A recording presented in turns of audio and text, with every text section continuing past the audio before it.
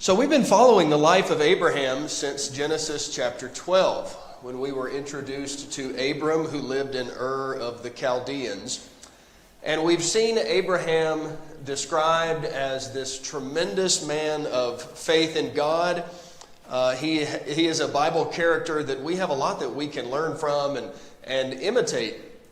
And his story has been one of some challenge, which we're going to definitely highlight that this morning, but also tremendous blessing from God.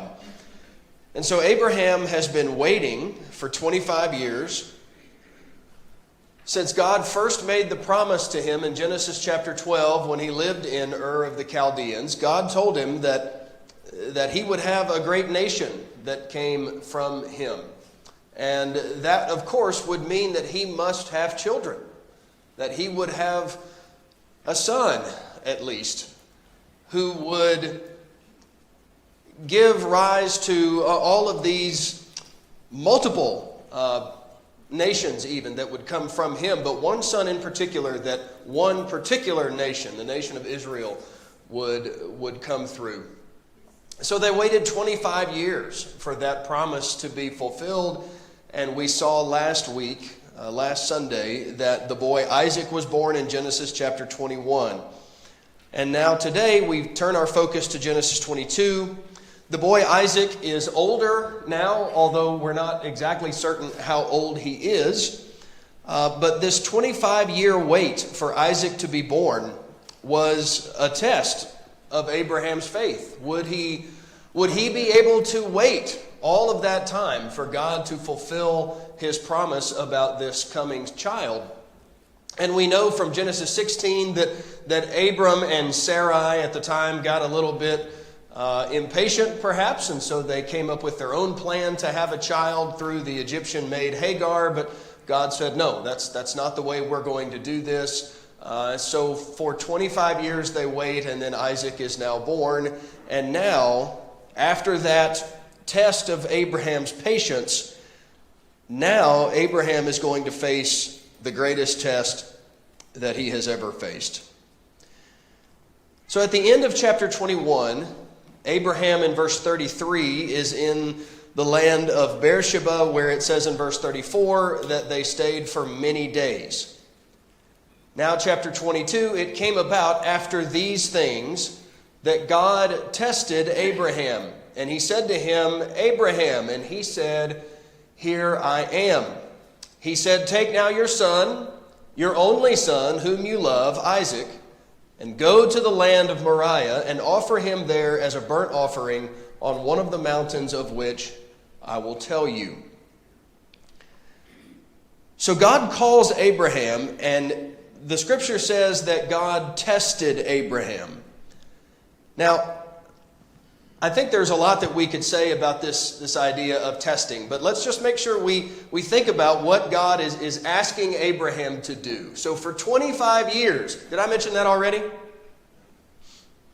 For 25 years they waited for Isaac to be born. Isaac has come. Now several years have gone by. Again, we don't know exactly how many, but Isaac is no longer a baby in chapter 22. That's obvious from some things in the text. Several years have gone by. Isaac is a little bit older, and now God says, you know that child you waited all these years for? I want you to kill him. I want you to offer him to me as a burnt offering. Now, what are some things in the text of this story that help us understand that Isaac is not a small child anymore? He questions his father. He says, hey, we've gone to do this offering, but there's no lamb. There's no animal. So obviously Isaac is old enough to put that together, okay? He carried the wood for the offering, and we're not talking about just a couple of pieces here. Typically, when an offering was given, this would have been a burnt offering that would have completely burned up the whole animal. We're not just talking about one log, okay? This would have been a pretty good-sized bundle of firewood, and so if Isaac is old enough to carry that, well, I don't know, 6, 7, 9, 10, I don't know where we are, but he's got to be somewhere at least in that neighborhood, okay? Is there anything else in the text that helps us There may not be. Did you notice anything else, Phil? He was in a submissive stage of his age. I think he was more acceptable to what was going to happen. Okay, so that might even, one commentator I read, Phil, to your point, said, apparently Isaac was not old enough to fight back. Like once he would have figured out what was happening, the text doesn't say anything about him wrestling with his father, don't do this. So maybe he's not 17, 18 yet. I don't know. But we know we're not dealing with a toddler here. All right. Now,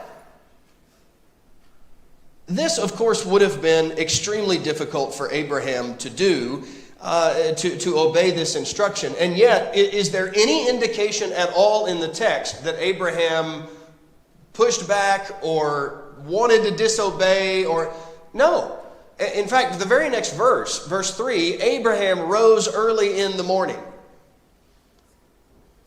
That's not the first time that we've seen this with Abraham, actually. We've seen this earlier, and I'm thinking out loud here, and so okay, here we go. Chapter 21, verse 14. I couldn't think of the verse. Chapter 21, verse 14, when God tells him to send Hagar and Ishmael away, verse 14, Abraham rose early in the morning, and he does what God... Again, think about how difficult that would have been. Ishmael is still his son, and Hagar is the mother of that son. That would not have been an easy thing to do, but Abraham rose early in the morning and he obeyed God. He does the same thing in chapter 22 and verse 3. Now, I'm not suggesting with that Abraham, doesn't question this. He doesn't wrestle with this in his mind. I'm sure that he does. The text says that he makes a 3 days journey to the land of Moriah. Man, don't you think that was a 3 difficult days of travel, knowing full well that Isaac is with him and what he has to do in order to obey God. But Abraham promptly obeys. He gathers all the things that are necessary for a sacrifice. He loads them on his donkey. He takes Isaac, of course, and then it says there are 2 servants who went with them. Yes?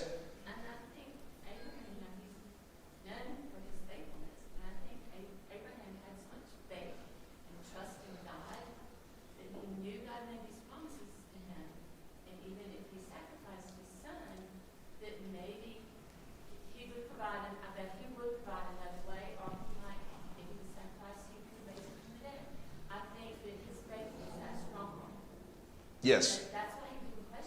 Yeah, I agree. So I know that we're going to spend a lot of time in this story because this is a familiar story to us, and I think we have a lot to say. So let me quickly summarize the events of this story, and then we'll come back and we'll get all of our comments. So they traveled 3 days to the land of Moriah, and upon their arrival there, Abraham took Isaac and he took all the supplies for the sacrifice. And Abraham prepares an altar. He binds up Isaac and lays him on the altar with his knife in his hand, and he is ready to slay Isaac and carry out this command of God. But then the Lord speaks and calls to him in verse 11 and stops Abraham from killing Isaac and says, no, I don't actually, you're not actually going to do this, but as verse 1 tells us, this was a test all the way through. And the Lord then provides a ram that's caught in a thicket by its horns, and Abraham then uses that for an animal sacrifice to God. Okay, now let's think about some of the particulars of this story that where Donna's comment already started to take us there, and I want us to get to everybody. I'm sure there's a lot that we would like to say. But as Abraham is carrying out this instruction given to him from God, as he is obeying God, we know the difficulty of this. We know how challenging this must have been, or at least we know intellectually. Obviously, none of us know experientially what Abraham was going through. But we can acknowledge how difficult this must have been. And yet, I want us to think about this idea of God testing Abraham just a little bit. In order for something to be a test, it must provide an opportunity for one to prove their faith and their trust in God. If it doesn't do that, then it's not a test. We take tests in school. And what that does is it proves whether or not we know the material that we've studied. It gives us the opportunity to prove that we know this material. So when God tests someone, He's giving them an opportunity to prove their faith and their trust in Him. In this case especially, it was a test that defied logic. God, for 25 years you told me I was going to have a son. In fact, you even specifically called him by name before he was born and said it would be through him that you would bless the world. Now, why are you telling me to kill that same child? It doesn't make any sense. It defies logic. That's right. And that's part of what made this the ultimate test. So when Abraham is ready to go through with this, in chapter 22 and in verse 12, God says, "Do not stretch out your hand against the lad and do nothing to him, for now I know that you fear God, since you have not withheld your son, your only son, from me." I want to ask you a question based on what God says in verse 12. I think a lot of people emphasize what God says when He uses these words. For now I know that you fear God. Now here's my question. Did God not already know that Abraham feared God? Hasn't Abraham proven that already in his life? What do you think? Yes or no? Yes! We've seen already a number of times that Abraham fears God. I don't think that this is God saying, you know, Abraham, I wasn't really sure about you, but now I know the answer. I wasn't sure that you feared me before, but now I know. I don't think that's how we need to understand this. So if that's not how we should understand it, then what is God saying to Abraham in verse 12? You have proven. I'm sorry? You have proven that he was giving Abraham a lesson, letting Abraham see understand now what faith and obedience really meant. Okay. He took him through this. Okay. All right. Alan? Somehow I think that a lot of this was more for Abraham's benefit, because of course God already knew the answer to the test before this ever started. You know, He knows the beginning and the end. He knew it was going to happen. So somehow this is more for Abraham's benefit. I don't know. Okay. And that goes along with what Jeff was saying. Okay, Ronnie? It's a proof to Abraham that he would do it. Okay. All right. Dad and then Sarah. I think it's a testament to me that I can have confidence in God. I can have faith, even as Abraham did. There's a sense in which an engineer has to test a bridge, even though he knows it's strong. He has to prove it to other people. No, you really can drive across it, I promise. That's you first. Not to him, but the people who are going to use that bridge. Okay, that's a great point too. Okay, Sarah? I think it's one thing to say, hey, get up and do this, and an entirely different thing to say, this child, this blood of your blood that I promised was coming, do that so that, you know what I mean? Okay, good. Show it, do it again. That's the idea that this was the ultimate test, right? There was no test that Abraham could have experienced that was more difficult than this. So Oh, okay. Marcus. Don't forget to take into account that God said now. Yes. Right. So,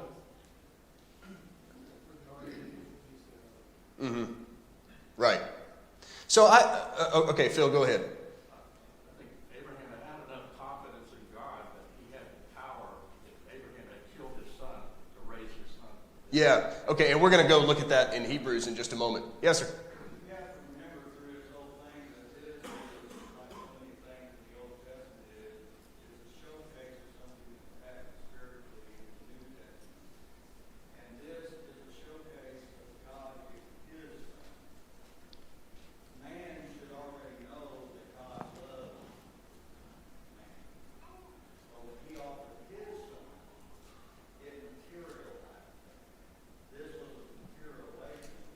Yeah, the foreshadowing of the cross, right? Yeah, I definitely, you can't study this without seeing that, right? It's very strong there, especially when you see God saying to Abraham, take your son, your only son, whom you love. Now, was Isaac Abraham's only son, literally? No. There's Ishmael. We just talked about him in the previous chapter. There is a sense in which now, under his roof, Isaac is still his only son. But Isaac is the son of promise, and he's the focus of all of this. And so, yes, there's definitely foreshadowing of the work of Christ. Jerry, you had a comment? There is one thing that comes to my mind when people say, is there anything God didn't think of? When the Jews started offering their children by fire, he said, that never entered my mind. Right. Or did they say, well, I never thought we'd do it, or it didn't enter my mind for me to do it? Yeah, and that's kind of that's a difficult discussion, I think. It's kind of a big topic, but it's a good topic to think about. So do you see God saying, as I do here, not Abraham, now I know, although I wasn't sure about your faith before, you were you were a big question mark, but now, if it's not that, do you see God here saying, Abraham, this is the greatest test that I could have given to you, and you've passed with flying colors, right? This is the ultimate test, and you have confirmed everything that I have thought about you until this point. That's kind of how I understand God saying this to him. This is an incredible test where his faith would be tried the most, and he came through triumphantly. Now, some of you have already indicated some other scriptures that we need to pull into this. So let's go and look at Hebrews chapter 11. We've had a couple of comments about this already, though not directly referring to Hebrews 11, but your comments were right around this. In Hebrews chapter 11, Abraham is discussed here, and in verse 17 beginning, the writer of Hebrews talks about this event. By faith, Abraham, when he was tested, offered up Isaac. And he who had received the promises was offering up his only begotten son. It was he to whom it was said, in Isaac your descendants shall be called. That quotation is from before Genesis 22. And the point that the writer of Hebrews is making is Abraham has a specific promise from God, not Ishmael. Isaac is the one through whom this promise will be fulfilled. Then God tells him years later to sacrifice Isaac. And the writer of Hebrews says in verse 19, Abraham considered that God is able to raise people even from the dead, from which he also received him back as a type or as a figure. And this was Donna's point earlier. Abraham doesn't have all of this worked out in his mind, but what he does know is for 25 years, God made this promise to me. He specifically said, you will have a son, you will name him Isaac. He is the son of promise. Now when God tells Abraham to go kill that son of promise, Abraham is thinking, I don't know how God is going to do this, but I know God is able to do this. He sees that God is able to bring life even from death. And I want you to think about this as it regards Isaac. Do you remember this scripture where it says in Romans 4 and verse 19 that God brought Isaac, quote, from the deadness of Sarah's womb? You remember that expression? Romans 4 verse 19. Sarah's womb was dead. And yet what did God bring from death? He brought Isaac. He brought life from a dead womb. Now Abraham has to believe that once again God can bring life from the deadness of Isaac's body. I don't know how God's going to work this out, but God's going to work this out. This is a really incredible story of faith. Okay, Miss Gail. I think it's a good lesson for me that God is faithful to God. When I am tested, He will provide. Yes. Yes. Gail's comment was, this story helps us have faith that if we are tested, that God will provide a way for us, just like he did with Abraham. And that's exactly the point that we should take away from these stories. Let's look at another one. Go to James chapter 2.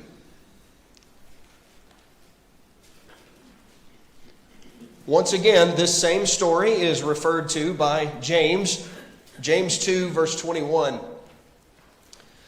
Was not Abraham our father justified by works when he offered up Isaac his son on the altar? You see that faith was working with his works, and as a result of the works, faith was perfected. And the scripture was fulfilled, which says, Abraham believed God, and it was reckoned to him as righteousness, and he was called the friend of God. There's a lot of things in those verses that we could talk about. But James is making this point with us, that it's not enough to say with our lips, I trust God. Well, that's great, and we should say that with our lips, but the works of our hands, our actions, should also confirm what our lips are saying. And Abraham illustrates that. Abraham could have said, I trust God. But I'm not going to do what God told me to do. That's crazy. That's silly. I'm not going to offer Isaac as a sacrifice, but I trust God. No. Trust, his faith, was perfected, James says. It was completed through the works that he performed. All right, any comments about Hebrews or James before we leave? Marcus?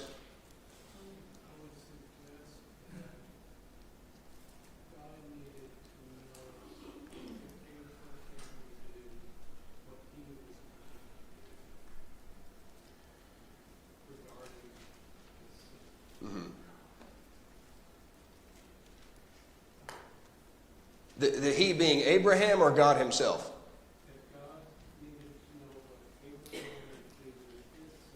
Mm-hmm. Oh, okay, yes, I understand. Okay, good. The foreshadowing idea again. Back in Genesis 22, after God stops Abraham from offering Isaac,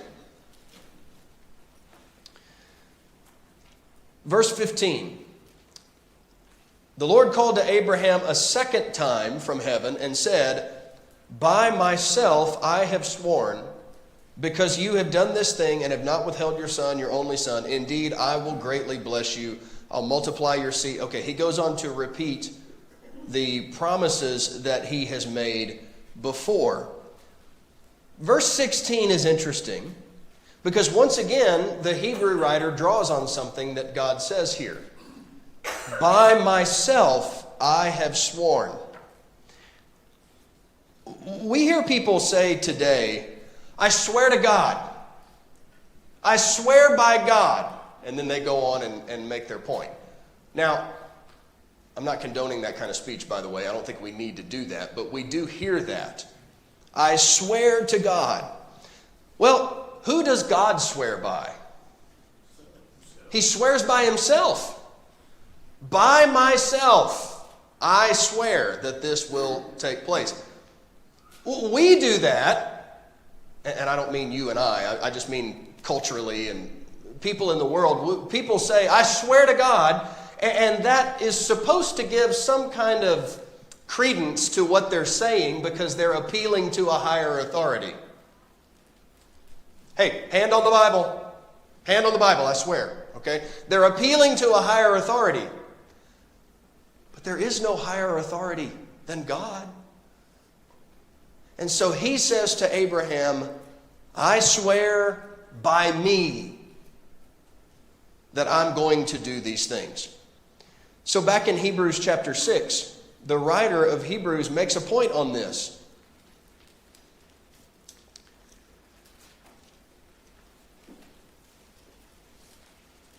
Hebrews 6 and verse 13. When God made the promise to Abraham, since he could swear by no one greater, he swore by himself, saying, I will surely bless you and multiply you. And so, having patiently waited, he obtained the promise. For men, verse 16, swear by someone greater than themselves. Okay, but God can't do that. There's no one greater than him. And so he swears by himself that he's going to fulfill these promises to Abraham. So this story teaches us about true faith. True faith does these things, at least, I think we could take away from this story. Number one, it completely obeys the words of God. Number two, it holds nothing back from God. It gives to God anything and everything. Any element of my life is God's. Even the things that are the most dear to me, like my own child. And third, true faith waits on the Lord to provide one's needs. What did Abraham call the place? The Lord will provide. He provided a ram that could be given in the place of Isaac his son. The Lord provided that which was necessary. Go.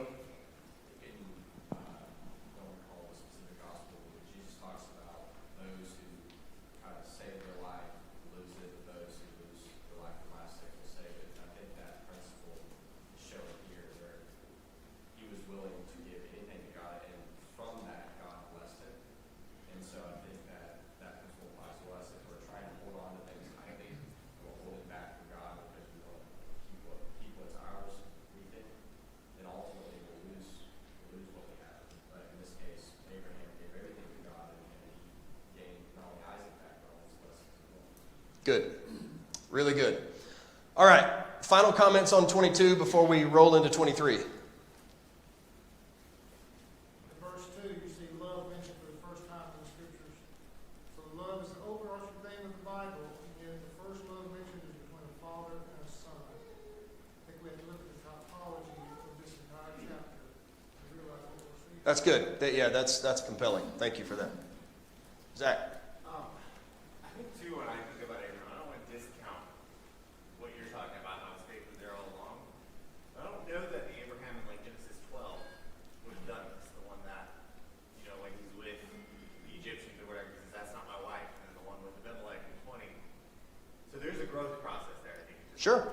It's definitely, his family seemed to be his weak spot, right? Like, move my whole family, yeah, as long as they're not in significant danger, I'm okay with that. But when something happens that, his family wasn't making it, seemed to be where he wavered just a little bit.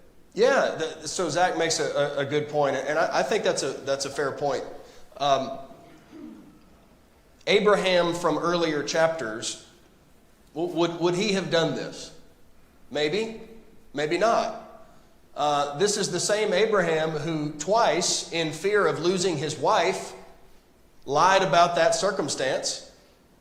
But now, when there's a fear of losing his son, he comes through, right? So maybe there's a growth process with Abraham here. And I think that's certainly something that is possible. Not to say, and you didn't say this, I'm not suggesting that his faith was not there early on. We're just saying it's grown. Yeah, that's a good point. All right. There is some news that comes from Nahor's family at the end of chapter 22, verses 20 through 24. And there's been some growth in the family. And this is important because it tells us about one person in particular who's going to become prominent in future chapters. And who is that? Rebekah is mentioned. Rebekah's birth is mentioned, and I think that's included here because of where the story is going that Moses wants to tell us. Rebekah is going to obviously become a very prominent character in the next little bit. All right, now we come to chapter 23, and we have the account of Sarah's death and burial. Chapter 23 in verse 1, Sarah lived 127 years. These were the years of the life of Sarah. Sarah died in Kiriath Arba, that is in Hebron, in the land of Canaan. And Abraham went in to mourn for Sarah and to weep for her. Now, let's do just a little bit of math, okay? So if Sarah dies at 127, how old is Isaac when she dies? She was how old when he was born? She was 90. Okay, so Isaac is then 37 when Sarah dies. All right? So Isaac, you can go back to Genesis 17 and verse 17, and you can see how that math works out. So Isaac is 37, and Abraham purchases a burial cave near Mamre, it mentions in a few places. And she is going to be buried in this cave, but it's not just her. In fact, Genesis 25 and verse 9 says Abraham, her husband, is buried in the same place. Isaac and his future wife Rebekah will be buried in this same place. And also Jacob and Leah will be buried in the same place. So this really was a family plot. Verse 19 of chapter 23 mentions Abraham buried Sarah his wife in the cave of the field at Machpelah facing Mamre, that is Hebron. Mamre. That's a place where we've seen Abraham several times. You can go back to chapter 13 when Lot and Abraham separated, and so Lot moves his family towards Sodom and Gomorrah. Abraham goes to Mamre, Hebron area. Okay? Then you also see him there again in chapter 14 and verse 13 when Lot is captured by those enemy invaders and Abraham has to go and rescue him. He's living in Hebron or Mamre at the time. And then chapter 18 and verse 1, you see him there again. So this seems to be the place where Abraham is settling. And so that it only makes sense that he wants to bury Sarah there in that place. Okay?